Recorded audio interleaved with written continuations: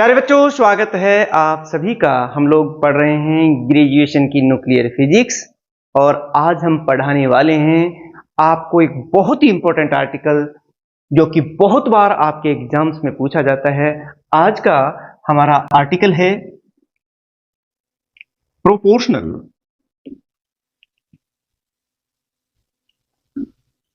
Counter. प्यारे बच्चों, आज इस लेक्चर में हम कंप्लीट स्टडी करने वाले हैं प्रोपोर्शनल काउंटर के बारे में। ये प्रोपोर्शनल काउंटर क्या होता है and why it is called proportional counter. इसका प्रिंसिपल क्या है, इसकी थ्योरी क्या है, इसकी कंस्ट्रक्शन क्या है, वर्किंग और उसके बाद इसके एडवांटेज डिसएडवांटेज भी हम स्टडी करेंगे। तो प्यारे बच्चों, इससे पहले कि मैं आपको बताऊं कि प्रोपोर्शनल काउंटर होता क्या है, बाकी की चीजें हम बताएं आपको, मैं आपको एक बात बताना चाहूंगा। यहाँ पे जो कंडीशन है कि अगर इस पूरे लेक्चर को एक बार में आपको समझना है तो पूरे लेक्चर को बिना स्किप किए हुए देखना होगा जब आपके पास समय हो। और दूसरी बात यह है, पेन और कॉपी लेकर के बैठें ताकि अपने नोट्स बना सके। हालांकि नोट्स का लिंक भी डिस्क्रिप्शन में मिल जाएगा। चलिए हम जान लेते हैं आखिर ये हमारा प्रोपोर्शनल काउंटर होता कैसा है। तो उसके बाद हमें प्रिंसिपल, कंस्ट्रक्शन, थ्योरी और सबको समझाने में आसानी होगी।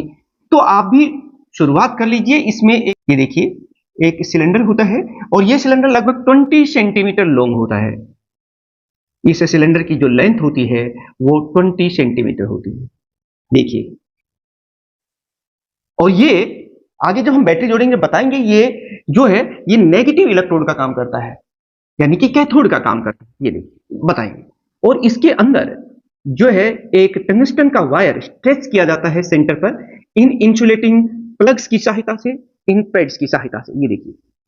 और इसके बीच में एक टंगस्टन वायर होता है जो 0.001 सेंटीमीटर की डायमीटर का होता है। और यहां पर देखिए इन दोनों के बीच में हम एक हाई पोटेंशियल डिफरेंस लगाते हैं। ये हमारा लोड रेजिस्टेंस है जिसके अक्रॉस हमें आउटपुट मिलने वाला है। और यहां पर आप देखेंगे कि एक हाई टेंशन बैटरी भी हम यहां कनेक्ट करेंगे, ये देखिए। और ये जो बैटरी आप देख रहे हैं ये बहुत हाई वोल्टेज, लगभग जो प्रोपोर्शनल काउंटर रीजन जो हमने पीछे पढ़ाया था उतनी लगभग 600 टू 800 वोल्ट की बैटरी यहां लगाएंगे, ये देखिए। इसके इस पोर्शन को अर्थ कर दिया जाता है। ये बहुत ही डिटेल में हम आपको समझाने वाले हैं अर्थ। और इससे कुछ अनवांटेड जो सिग्नल्स आएंगे उनको रिमूव करने के लिए यहां पर एक कैपेसिटर को भी हम कनेक्ट कर देते हैं, ये देखिए।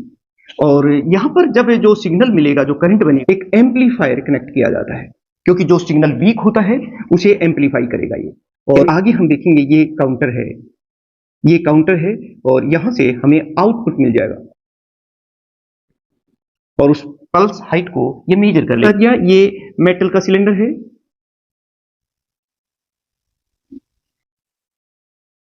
और ये जो आप देख रहे हैं ये टंगस्टन वायर है,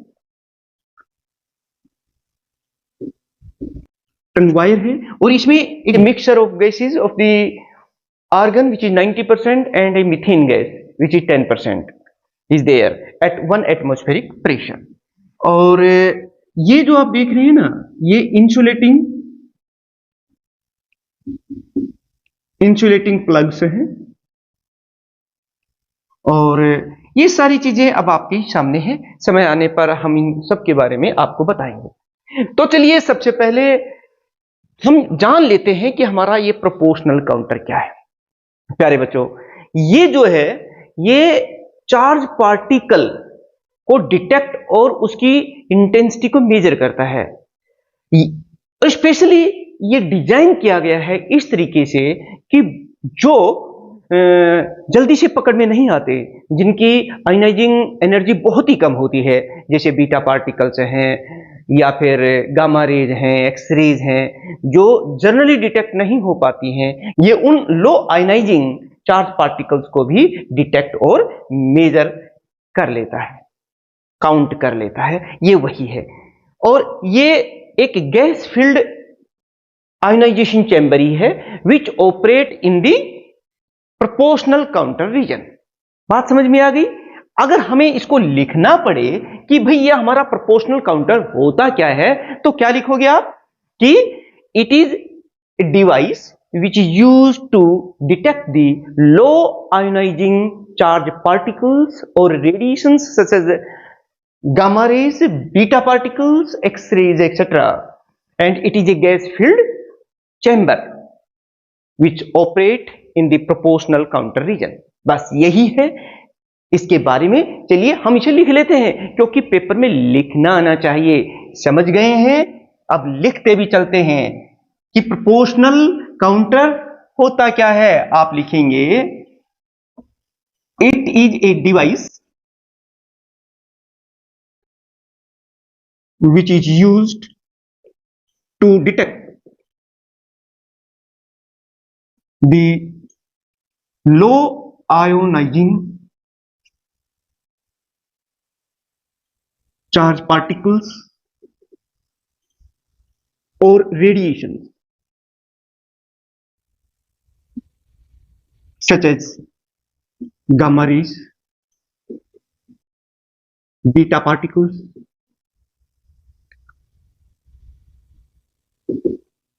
X-rays, etc. तो देखिए हम बहुत ही बढ़िया तरीके से समझ करके लिखेंगे ताकि हमारे नोट्स बन जाए, हमारा आर्टिकल, हमारा ये टॉपिक तैयार हो जाए। अभी मैंने बताया आपको कि ये गैस फील्ड चैम्बर है जो प्रोपोर्शनल काउंटर रीजन में काम करता है। इसे लिख भी देते हैं। It is a gas filled detector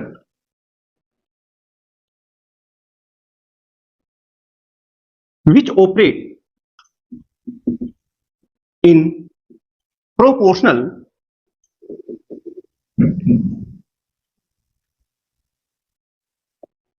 counter region।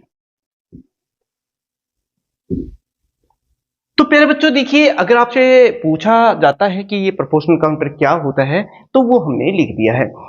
अब हम देख लेते हैं इसका बेसिक प्रिंसिपल क्या है।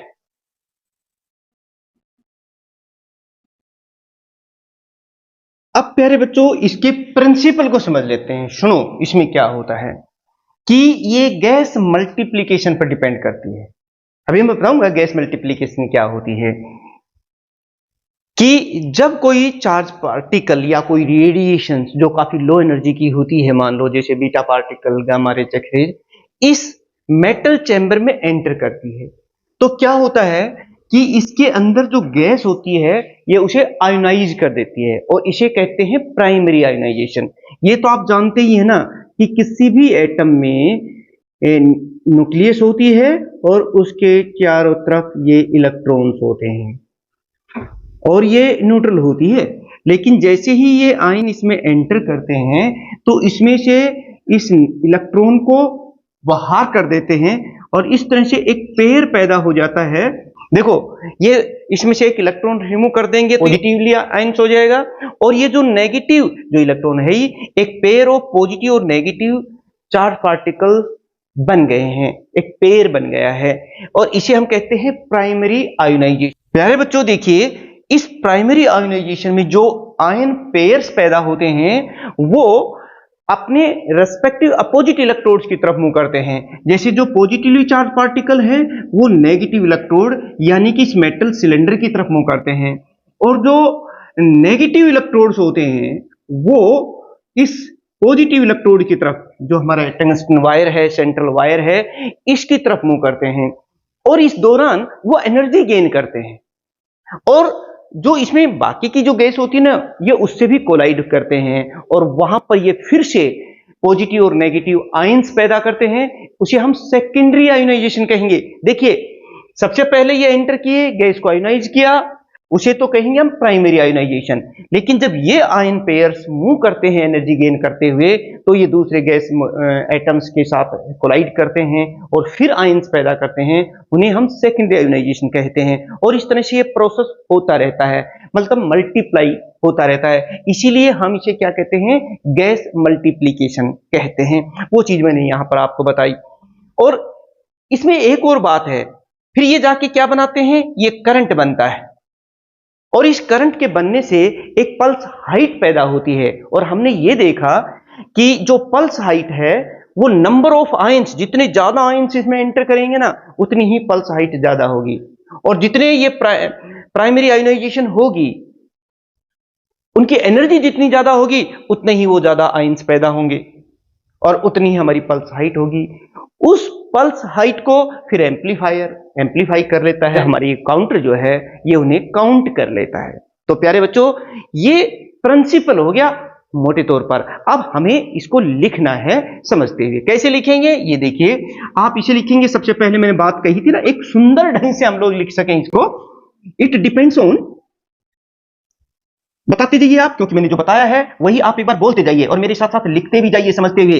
It depends on gas multiplication. यहां पर एक बात है कि व्हेन ए चार्ज पार्टिकल, जो लो आयनाइजेशन एनर्जी, नो एनर्जी का होता है, चार्ज पार्टिकल और radiation enter in it,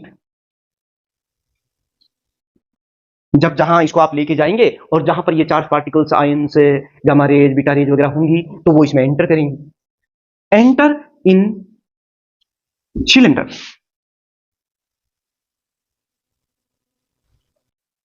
it ionise gas called, और इसे क्या कहते हैं, called primary ionization.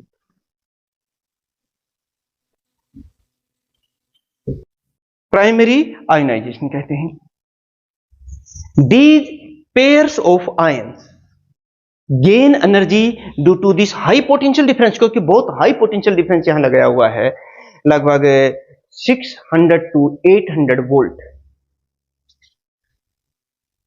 These pairs of ions gain energy and produce, क्योंकि ये आयन अब दूसरे गैस मॉलिक्यूल से कोलाइड करते हैं और आयंस पैदा करते हैं, जिसे हम सेकेंडरी आयोनाइजेशन कहते हैं। And produce secondary ionisation, and this process चलता रहेगा। कंटिन्यू का मतलब होता है कि वो जो आयन पेयर्स पैदा होंगे सेकेंडरी आयोनाइजेशन में, वो फिर से टकराएंगे और फिर से आयंस पैदा होंगे, और इस तरह से ये चलता रहता है, मतलब मल्टीप्लाई होते हैं, और इसे ही हम कहते हैं, it is called gas multiplication. It is called gas multiplication. अब ये तो, और इसी पर ये आधारित है, प्रिंसिपल को थोड़ा हम इलोबरेट कर रहे हैं, समझ रहे हैं, कोई खास इसमें बात है नहीं भाई। आयंस एंटर करेंगे, वो गैस को आयोनाइज करेंगे, उसे हम प्राइमरी आयोनाइजेशन कहेंगे, ये फिर से दूसरे गैस मॉलिक्यूल से टकराएंगे और आयंस पैदा करेंगे, और उन्हें हम सेकेंडरी आयोनाइजेशन कहेंगे, और ये प्रोसेस भाई चलता रहेगा, और इसीलिए इसे हम गैस मल्टीप्लिकेशन कहते हैं। अच्छा, अब ये जब हमारे इन रेस्पेक्टिव इलेक्ट्रोड्स पर पहुंचते हैं, तो फिर क्या होता है कि करंट बनता है एक, और वो हम इस डिस्प्ले में, यहां जो हमारा काउंटर है उसके डिस्प्ले में एक पल्स हाइट के रूप में हम उसे देखते हैं। तो यहां हमने देखा कि ये जो पल्स हाइट होगी ना, वो डिपेंड करेगी कि यहां पर कितना चार्ज कलेक्ट हो रहा है। और आप देख रहे हैं, मैं एक बात लिख भी देता हूं, चार्ज कलेक्टेड। देखो, इन इलेक्ट्रोड्स के ऊपर जो चार्ज आ रहा है, जिसे हम कह देते हैं चार्ज कलेक्टेड, जिसे मैं Q से लिख देता हूं, it is directly proportional to the charge created.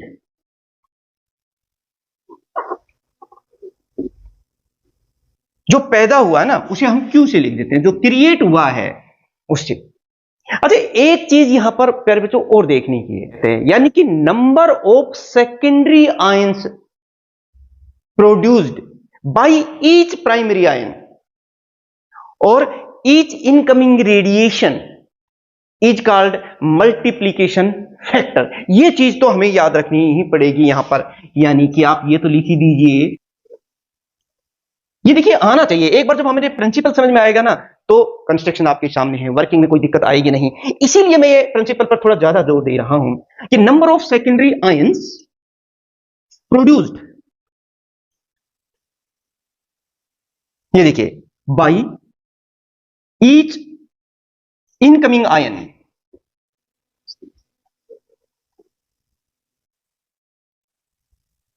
Radiation is called multiplication factor. Factor जिसे हम n से लिखते हैं। अरे बच्चों, ये चीज आपने देख ली। अभी हम इसको थोड़ा सा और आपको इलोबरेट कर देंगे, समझाएंगे। अभी तक हमें जो चीज समझ में आई है वो आ चुकी है कि जब आयन एंटर करेगा उसे प्राइमरी आयनाइजेशन कहते हैं। वो जब टकरा के दूसरे आयन्स पैदा करते हैं, पेयर्स पैदा करते हैं, उन्हें हम सेकेंडरी आयनाइजेशन कहते हैं। सेकेंडरी फिर टकराएंगे और इस तरह से चलता रहेगा, इसे गैस मल्टीप्लीकेशन कहते हैं।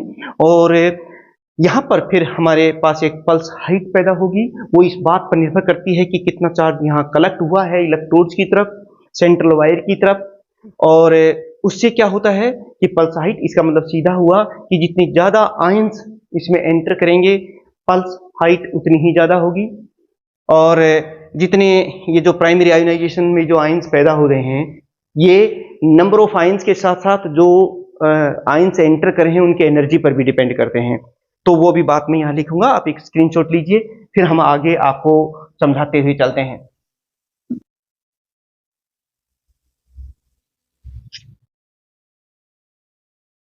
Charge created.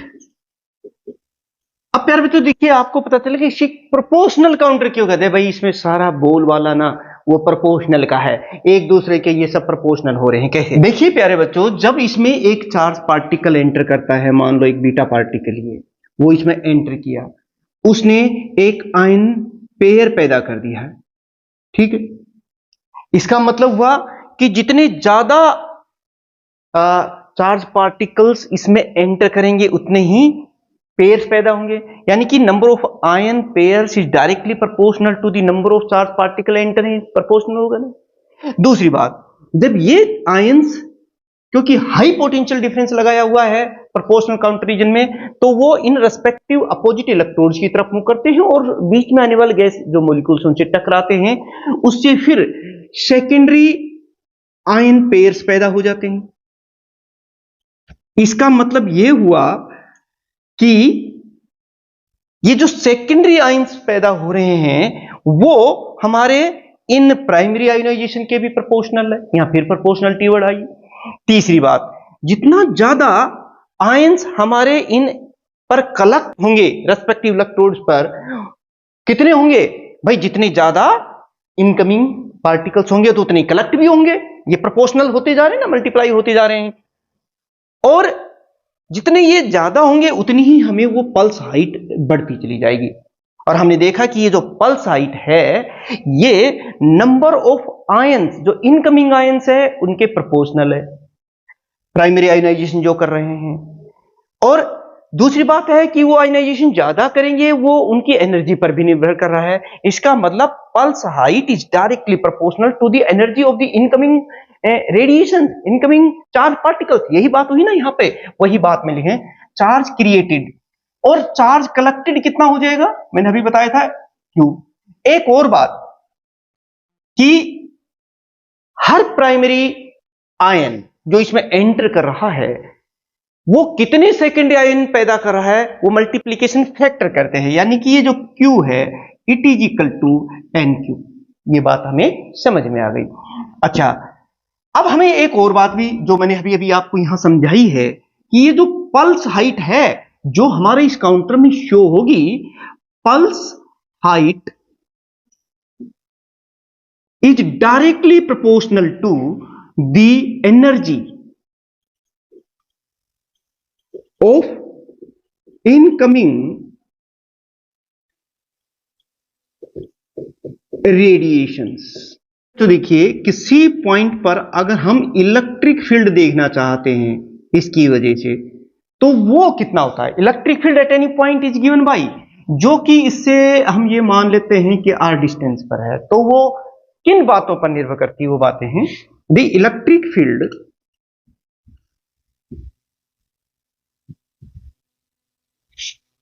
Is given by, कितना होता है वो मैं बता देता हूं आपको। देखिए, it is equal to E। देखो ये फार्मूला तो हम पहले से ही जानते हैं, इलेक्ट्रिक फील्ड और जो इसके अक्रॉस हम हाई टेंशन वोल्टेज लगा रहे हैं 600 टू 800 वोल्ट, तो उसके और इसके बीच में क्या रिलेशन है? हम यही तो पढ़ते हैं V/R। ये रिलेशन हम बहुत पहले से जानते हैं कि electric field intensity at any point और जो पोटेंशियल डिफरेंस लगा हुआ है इन दोनों के बीच में, तो ये होता है V/R। लेकिन इस रिलेशन को मॉडिफाई किया है कि ये हमारा जो वायर है इसका जो डायमीटर है वो, और जो इस सिलेंडर का डायमीटर है वो, इन दोनों को भी यहां इंट्रोड्यूस किया गया है, और वो ये है log E B/A। देखिए प्यारे बच्चों, ये है मेन फार्मूला जो हम यहां यूज करेंगे। Electric field at any point is given by this. ये जो देख रहे हो ना आप यहां पे, इसको आप कुछ इस तरह से देख सकते हो। देखो सिलेंडर को ये तो ऐसे देख रहे हैं, अगर हम इसको इस साइड से देखें तो ये सिलेंडर कुछ इस तरह का दिखाई देगा। ये तो हमारा सेंट्रल वायर का रेडियस है और ये सिलेंडर का रेडियस है। ये देखिए ये सिलेंडर का रेडियस है, आप कुछ इस तरह से देखिए, और इसका रेडियस कितना है यहां पे, ये B है। और जो जिस पॉइंट पर हम देखना चाहते हैं, इलेक्ट्रिक फील्ड देखना चाहते हैं, वो ये है R। इस तरीके से आप इसको देख लीजिएगा, ऐसे है। ये लिख देता हूं मैं आपको, ये V क्या है, where V is the potential difference applied. जो पोटेंशियल डिफरेंस हम इन दोनों इलेक्ट्रोड्स के अक्रॉस अप्लाई कर रहे हैं, बार बार मैं बता रहा हूं। और ये जो A है ना, A is the radius of wire. ये जो टंगस्टन का वायर है ना, ये है वो चीज आप देख रहे हैं। और ये जो B आप देख रहे हैं, B is the radius of cylinder, वो हो गया। और जो R है ना, ये R रेडियल डिस्टेंस है between the tungsten wire and any given point inside the cylinder. इसे हम कहते हैं radial distance between wire and point. तो प्यारे बच्चों ये देखिए, अब यहां से एक बात स्पष्ट हो रही है कि जितना R कम होगा इलेक्ट्रिक फील्ड इंटेंसिटी ज्यादा होगी। It means that electric field is very strong near this tungsten wire. Next एक चीज देख रहे हो, ये A जितना कम होगा तो हमारा डिनोमिनेटर और कम हो जाएगा। जब ये कम होगा तो फिर इलेक्ट्रिक फील्ड बढ़ेगा। तो स्ट्रॉन्ग इलेक्ट्रिक फील्ड पैदा हो उसके लिए दो चीजें जरूरी हैं कि एक तो वायर को हम कम डायमीटर या रेडियस का लें, इसीलिए ये जो टंगस्टन वायर होता है ये काफी बारीक लिया जाता है। दूसरी बात, जितना हाई पोटेंशियल डिफरेंस लगाएं तो इलेक्ट्रिक फील्ड ज्यादा होगा। तो ये तीन चीजें आपने यहां पर नोट की। पहला पॉइंट, स्ट्रॉन्ग फील्ड लगाना पड़ेगा, इसीलिए हम यहां पर proportional counter region 600 to 800 volt लगाते हैं। दूसरा, R कम कहां होगा, नियर दी वायर, इसलिए मतलब है इसके नजदीक स्ट्रॉन्ग इलेक्ट्रिक फील्ड होता है। टंगस्टन वायर को हम लो रेडियस या डायमीटर का लेते हैं। तो प्यारे बच्चों ये हो गया हमारा प्रिंसिपल। ये बेसिकली अगर कोई एक नंबर में पूछता है तो हम यही लिखेंगे, it depends on gas multiplication, और फिर उसको हमने एक्सप्लेन कर दिया। और फिर दूसरा ये पूछे भाई इसे प्रोपोर्शनल काउंटर क्यों कहते हैं, उसको भी हमने बहुत अच्छी तरीके से उसका आंसर दे दिया। अब चलिए इसकी कंस्ट्रक्शन कर लेते हैं, जो बहुत इजी है, क्योंकि जो कुछ आपको दिखाई दे रहा है उसकी एक लिस्ट बना दीजिए, वो इसकी कंस्ट्रक्शन हो जाएगी।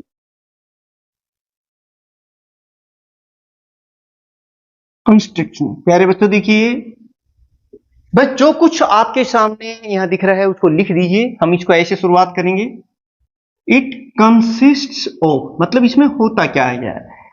सबसे पहले एक सिलेंडर है जो लगभग 20 सेंटीमीटर लॉन्ग है और 2 सेंटीमीटर के करीब इसका डायमीटर होता है।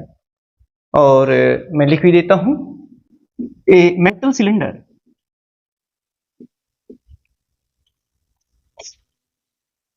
about 20 centimeter long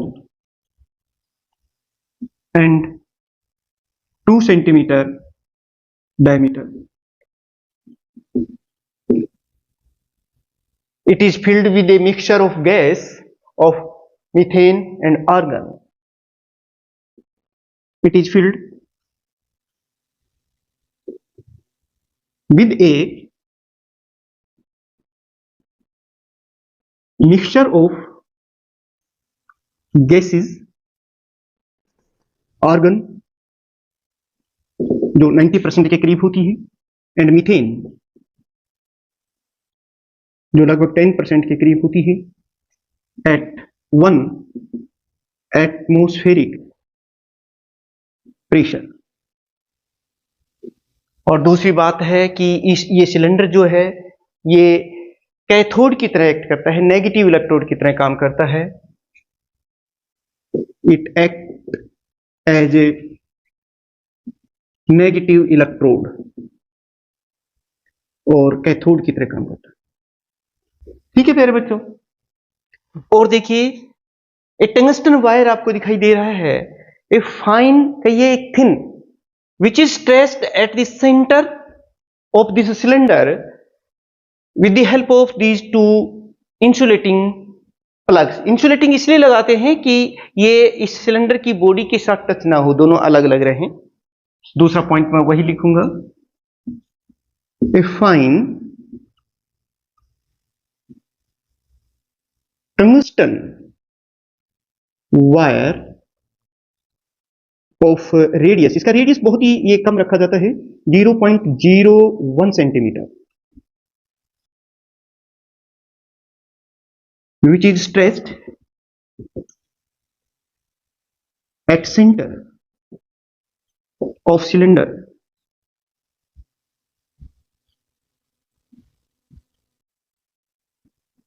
with insulating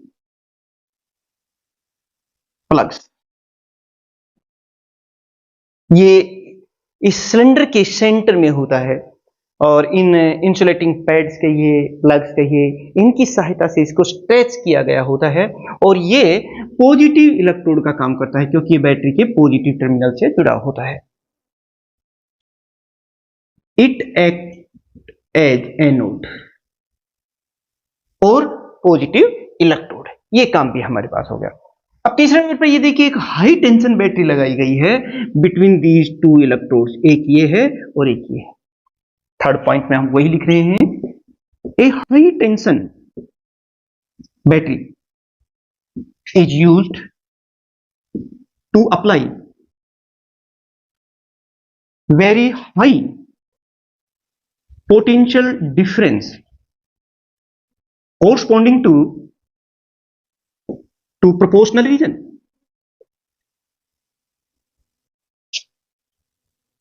कितनी होती है ये मैंने आपको बताया था, 600 to 800 volts between two electrodes. ये जो दो इलेक्ट्रोड्स की मैंने बात की वहां पर हम ये बैटरी लगाते हैं। और भी लिख दीजिए क्या प्यारे बच्चों, जो दिखाई दे रहा है आप कहेंगे सर एक एम्पलीफायर दिखाई दे रहा है। एन एम्पलीफायर जो सिग्नल वैसे काफी हाई पल्स हाइट होती है लेकिन फिर भी उसको और ज्यादा उसको एम्पलीफाई किया जाता है, एम्पलीफायर यूज किया जाता है। एम्पलीफायर डिस्क्रिमिनेटर काउंटर जो रिक्वायर्ड काउंटर है, ये कंस्ट्रक्शन होगी। चार चीजें हैं प्यारे बच्चों, देख लीजिए, एक मेटल सिलेंडर है, एक टंगस्टन वायर है, ये दोनों दो इलेक्ट्रोड्स का काम कर रहे हैं, ये कैथोड ये एनोड का काम करता है, एक हाई टेंशन बैटरी है जो इन दोनों इलेक्ट्रोड्स के बीच में प्रोपोर्शनल काउंटर रीजन के कोरस्पॉन्डिंग पोटेंशियल डिफरेंस अप्लाई करता है। और यहाँ पे फिर एम्पलीफायर और काउंटिंग जो डिवाइसेस हैं उनको हमने यहाँ कनेक्ट किया है। तो ये हो गई आपकी कंस्ट्रक्शन। सिंपल सी बात है, बिल्कुल रटना नहीं है, समझना है। अगर समझ में आ गया है तो लिख लीजिए और एक बार रिवाइज जरूर कर लीजिएगा। और प्यारे बच्चों अगर नए हैं तो फिर सब्सक्राइब भी कर लीजिए इन चैनल्स को। ये चीजें इसी तरीके से सभी टॉपिक्स हम आपको समझाने वाले हैं, आपके एग्जाम के लिए आपको तैयार करने वाले हैं। उसके लिए बस आपको तो यही है कि भाई इनको लाइक कर दीजिए, शेयर कर लीजिए और कमेंट्स जरूर करते रहिएगा। इससे क्या होता है कि हमें लगातार एक मोटिवेशन मिलता है।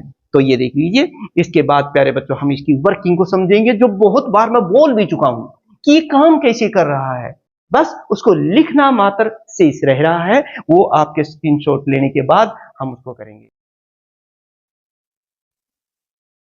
वर्किंग।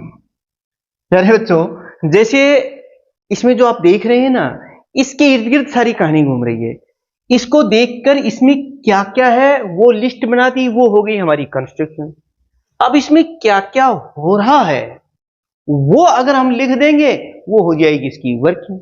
बस तो चलिए लिख देते हैं, और लिखने से पहले मैं आपको समझा देता हूं। देखिए, सबसे पहले हम पोटेंशियल डिफरेंस लगाएंगे, जो हमारे प्रोपोर्शनल काउंटर रीजन के कोरस्पॉन्डिंग है। वो कितनी है? 600 टू 800 वोल्ट। वो हम इसकी सहायता से इन दोनों इलेक्ट्रोड के अक्रॉस लगा देंगे। फिर क्या होगा, हम इसे ऐसे क्षेत्र में ले जा रहे हैं जहां चार्ज पार्टिकल्स होते हैं। वो रेडिएशन जब इसमें एंटर करेंगी तो फिर यहां पर वो आयंस पैदा होते हैं, जिसे प्राइमरी आयनाइजेशन कहते हैं। और वो आयंस फिर, क्योंकि सेंट्रल वायर के पास बहुत ज्यादा स्ट्रॉन्ग इलेक्ट्रिक फील्ड होता है, इसलिए वो इसकी तरफ अट्रैक्ट होंगे, और दूसरे जो एटम्स होते हैं यहां पर, न्यूट्रल एटम होते हैं गैसेस के, उनसे वो कोलाइड करेगी, और फिर आयंस पैदा होते हैं, उन्हें हम सेकेंडरी आयनाइजेशन कहते हैं। और इस तरह से वो सेकेंडरी जो आयंस पैदा हो रहे हैं वो फिर से कोलाइड करेंगे और फिर से आयंस पैदा करेंगे, और इस तरह से ये प्रोसेस मल्टीप्लाई होता रहता है। इसे ही हम गैस मल्टीप्लिकेशन कहते हैं। अब क्या होगा कि जब ये आयंस यहां पहुंचेंगे रेस्पेक्टिव इलेक्ट्रोड्स की तरफ, तो फिर वो एक करंट कंस्टिट्यूट करते हैं, और उस सिग्नल को हम फिर एम्पलीफाई करते हैं, डिस्क्रिमिनेट करते हैं, और फिर हमारी जो काउंटर है ये उसे डिटेक्ट कर लेता है, काउंट कर लेता है। बस यही तो है इसकी वर्किंग। तो चलिए अब हम इसको लिख लेते हैं। क्या लिखेंगे? Apply a potential difference corresponding to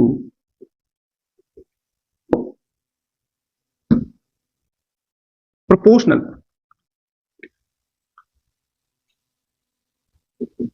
counter region।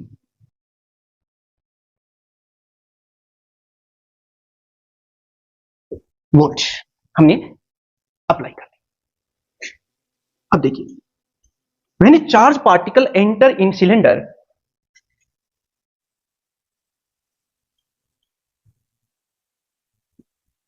Particle या फिर radiation enter in cylinder,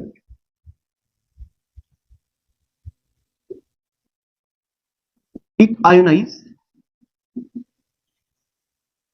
gas atom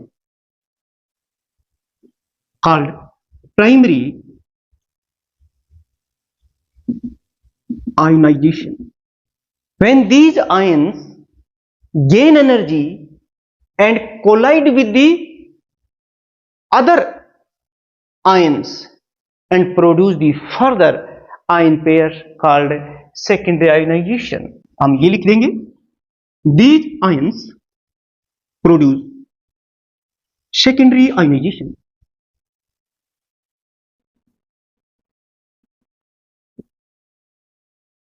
and the process continue. वैसे भी when electrons produce the electrons या the electrons due to collision on neutral atoms called photoelectrons. When these photoelectrons collide with the other neutral atoms called secondary ionization, and this process continue. It is called gas multiplication, और it is called gas multiplication। ये मैंने पहले भी आपको बताया था। प्यारे बच्चों, ये चीज मैंने आपको पहले भी बताई थी। अब क्या होता है कि जब ये इन रेस्पेक्टिव इलेक्ट्रोड्स के पास जाते हैं तो they produce a pulse height, और जो सिग्नल होता है उसे ये एम्पलीफाई करता है। The signal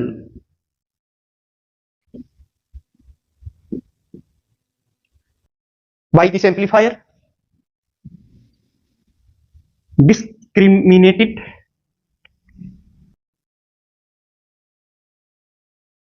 and counted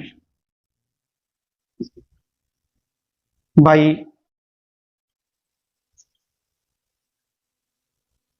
suitable counter। प्यारे बच्चों, ये एक छोटी ही वर्किंग, मतलब इसमें हो क्या रहा था बस वो लिख दिया। क्या, फिर सुन लीजिए।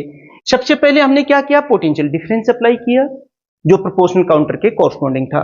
जब कोई चार्ज पार्टिकल इसमें एंटर कर रहा है तो वो इन जो गैस मॉलिक्यूल्स थे, एटम्स थे, उनको आयनाइज कर दिया, जिसे प्राइमरी आयनाइजेशन कहते हैं। वो प्राइमरी आयंस फिर इन पोटेंशियल डिफरेंस की वजह से काइनेटिक एनर्जी गेन की दूसरों से टकराए, सेकेंडरी आयनाइजेशन फिर वो टकराए और इस तरह से मल्टीप्लाई होते रहे। इसे हम गैस मल्टीप्लीकेशन कहते हैं।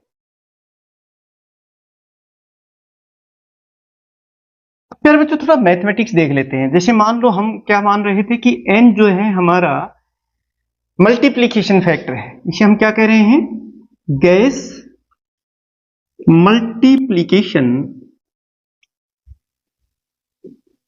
फैक्टर है। इसका मतलब है कि number of secondary electrons produce by each primary radiation, वो ये हमारा मल्टीप्लीकेशन फैक्टर है। और P को हम मान लेते हैं probability of production of photo electron, secondary photo electrons. ये देखिए फिर आप मुझे बताइए कि नंबर ऑफ फोटो इलेक्ट्रॉन्स कितने पैदा होंगे। So number of photo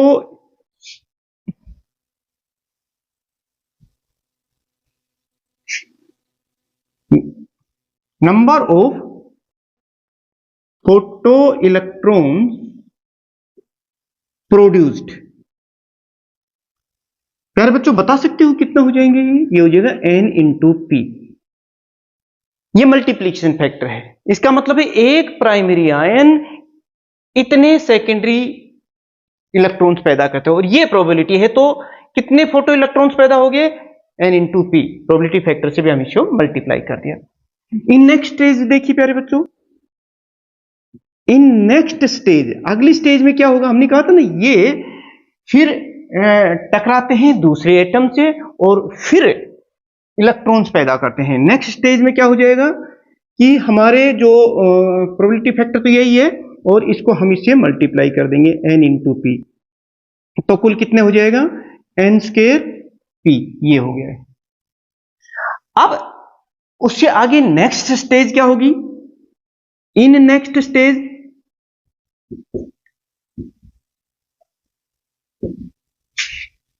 number of photo electrons produced. प्यारे बच्चों वो बता दीजिए आप कितने हो जाएंगे। देखो इस बार जो मल्टीप्लीकेशन फैक्टर हो जाएगा ना, कितने हैं वहां पर, np, और ये कितने इलेक्ट्रॉन्स वहां ऑलरेडी हैं, ये सारे ही तो टकराने वाले हैं, n स्क्वायर p। तो ये कितना हो जाएगा, n क्यूब p स्क्वायर, ये हो जाएगा।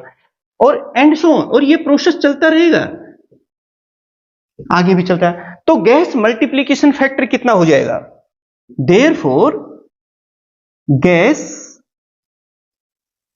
मल्टीप्लीकेशन फैक्टर, प्यारे बच्चों देखिए यहां से आप बता सकते हैं m, it is equal to, शुरू में कितना था हमारे पास, n से तो स्टार्ट हुआ था, प्लस n स्क्वायर p, फिर अगली स्टेज में क्या हो गया, plus n cube p square, plus and so on, ये चलता रहेगा। प्यारे बच्चों इनमें से हम n कॉमन अगर ले लेते हैं, ये देखिए तो क्या बचता है, यहां से देखिए, यहां तो 1 बच जाएगा, हमने 1 लिख दिया है, प्लस ये क्या हो गया, यहां से n ले लेंगे तो n इंटू पी बच जाएगा ना, N P plus N square P square बच जाएगा। चलिए यहां से देखिए, यहां से n तो कॉमन ले लिया, बच गया एन स्क्र पी स्क्र और प्लस एंड सो ऑन। अब इसको हम कैसे लिख सकते हैं, n 1 प्लस, इसको मैं x मान लूं तो ये x प्लस ये क्या हो जाएगा एक्स स्क्र, फिर क्या हो जाएगा x cube plus and so on, ऐसे ही चलता रहेगा। यहां पर जो आप देख रहे हैं कि जो x है ना ये np के बराबर है, तो ये तो एक ज्योमेट्रिकल एक्सप्रेशन बन गया है। और आप जानते हैं ये कितना होता है, it is equal to n upon 1 minus x कहेंगे इसे हम यहां पे, और ये x की वैल्यू हम पे n divide by 1 minus N P. ये प्यारे बच्चों सोचने की चीज है।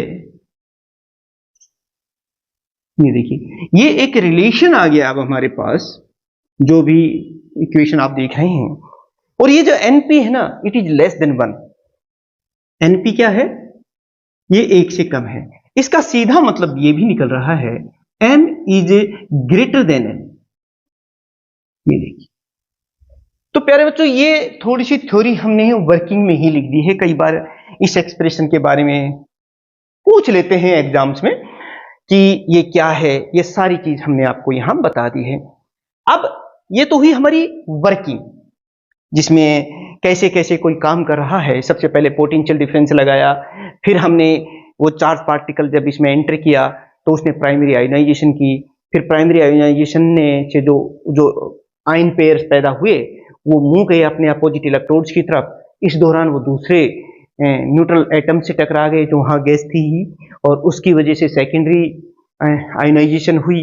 और वो सारे ऐसे होते होते जब वो इलेक्ट्रोड्स पर पहुंचे तो काफी ज्यादा इलेक्ट्रिक फील्ड सेटअप हो गया और एक करंट बना, एक पल्स हाइट बनी। उसे फिर एम्पलीफाई किया गया, फिर उसे डिस्क्रिमिनेट किया गया, और फिर इस काउंटर के द्वारा उसे काउंट कर लिया गया। और फिर ये कुछ थ्योरी इसके अंदर आपने देखी, उसको भी हमने पढ़ लिया। अब ये देख लेते हैं कि हमारा ये जो प्रोपोर्शनल काउंटर है इसके एडवांटेज क्या है।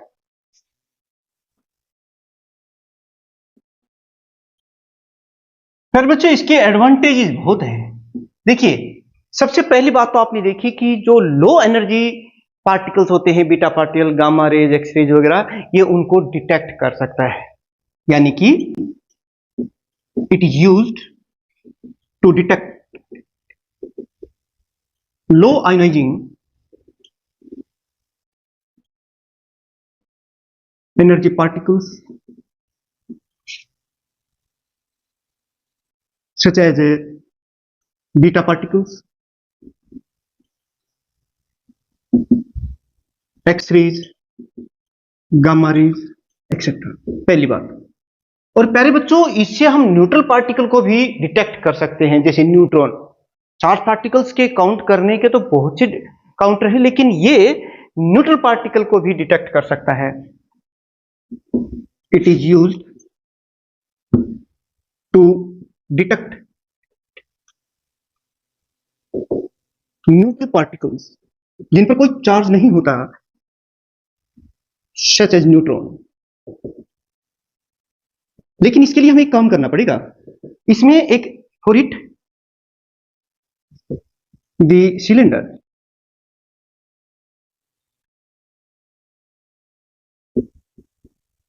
Is filled with BF3 gas इसमें ऐड की जाती है, क्योंकि जैसे ही एक न्यूट्रॉन 5 बोरोन 10 इससे इंटरेक्ट करता है तो पैदा होती हैं यहां पर 3 लिथियम 7 और साथ में एक हीलियम पार्टिकल जो है, अल्फा पार्टिकल जो है 4, ये पैदा हो जाता है। And this alpha particle can be detected by this proportional counter. तो ये हो गया, इसका मतलब ये है कि वहां पर एक न्यूट्रॉन था, और न्यूट्रॉन्स को फिर ये हमारा काउंटर जो है उसे काउंट कर लेता है, डिटेक्ट कर लेता है। तो ये चीज है। और एक चीज तो देखिए, अगर इसमें हैवी चार्ज पार्टिकल्स आते हैं उनको तो ये डिटेक्ट कर ही लेता है, ये भी लिख देते हैं। ये सिर्फ लाइट चार्ज पार्टिकल्स ही नहीं, ये हमारे जो हैवी चार्ज पार्टिकल जैसे अल्फा पार्टिकल इनको भी डिटेक्ट करता है। It is used to detect the heavy charge particle such as alpha particle, etc. तो प्यारे बच्चों, इस तरह से देखिए आज हमने प्रोपोर्शनल काउंटर की कंप्लीट स्टडी कर ली है। सब कुछ आपको समझ में आ गया होगा। What is proportional counter, why it is called proportional counter, its construction, principle, theory, working, advantage. तो प्यारे बच्चों, अगर आपको हमारा ये लेक्चर अच्छा लग रहा है और आप चाहते हैं कि इसी तरीके से हम आपको पढ़ाते रहें, आपको ये समझाते रहें, तो फिर आप इन दोनों चैनल्स जिनका लिंक डिस्क्रिप्शन में है उसे आप सब्सक्राइब कर लीजिएगा। और अगर पहले से ही आपने सब्सक्राइब कर रखा है तो फिर इसे लाइक और शेयर कर दीजिएगा और कमेंट्स भी कीजिएगा। हमारे कई स्टूडेंट्स बहुत अच्छे कमेंट्स करते हैं, उनका लिंक भी, जिससे कि आपके बाकी के जो लेक्चर्स हैं उनको और ज़्यादा इफेक्टिव बनाने में बहुत ज़्यादा हमें एनर्जी प्रदान करते हैं, मोटिवेट हमें करते हैं। तो प्यारे बच्चों, आप इसी तरीके से मन लगा करके पढ़ते रहिएगा, अपने लक्ष्य को ध्यान में रखते हुए आगे बढ़ते रहिएगा, सेहत का ध्यान रखते हुए। मिलते हैं एक और इंपॉर्टेंट आर्टिकल के साथ जिसमें हम बात करेंगे जीएम काउंटर की। तो तब तक आप सभी स्टूडेंट्स का बहुत बहुत धन्यवाद। Thank you very much.